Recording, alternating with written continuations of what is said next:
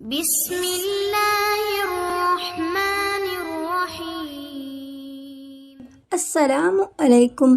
رسول اللہ صلی اللہ علیہ وسلم نے فرمایا، جس عورت کا اس حال میں انتقال ہو کہ اس کا شوہر اس سے راضی ہو، وہ جنت میں جائے گی۔ رسول اللہ صلی اللہ علیہ وسلم نے فرمایا، جس نے دوسرے کی کوئی بات چھپ کر سنی جس سے وہ اسے چھپانا چاہتا تھا، تو قیامت کے دن ایسے شخص کے کان میں شیشہ پگھلا کر ڈالا جائے گا۔ اگر کوئی طالب علم یہ سوچ لے کہ علم استاد سے نہیں بلکہ کتاب سے حاصل ہوتا ہے، تو اس نے ناکامی کی پہلی سیڑھی پر قدم رکھ دیا۔ اچھے انسان کے ساتھ اچھے رہو، برے کے لیے برے مت بنو، کیونکہ تم پانی سے خون صاف کر سکتے ہو لیکن خون سے خون صاف نہیں کر سکتے۔ جسے ماں باپ کی بات سمجھ نہیں آتی، اس کو زمانہ بہت اچھے سے سمجھا دیتا ہے۔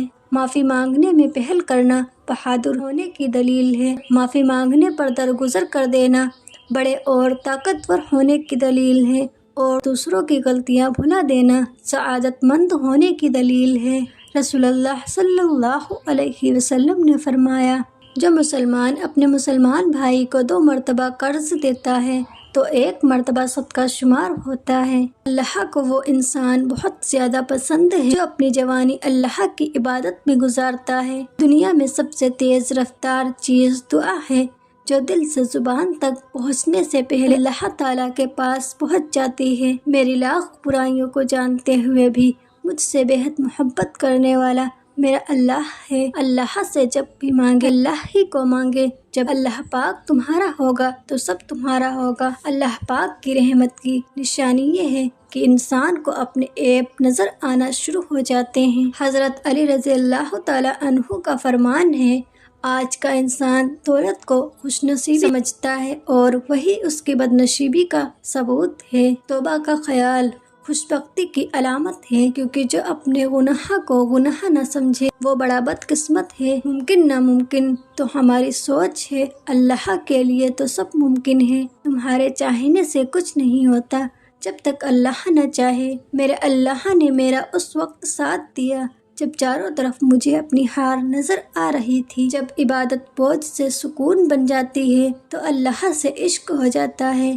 ہو سکتا ہے جس چیز کے لیے تم روتے ہو وہ بس تم سے ایک دعا دور ہے۔ بہترین لوگ بہترین نعمت رکھتے ہیں جس کی وجہ سے اللہ تعالیٰ ان کے تمام کاموں کو سنوار دیتا ہے، اور جس کام کو رب سنوار دے اسے کوئی بندہ کیسے بگاڑ سکتا ہے۔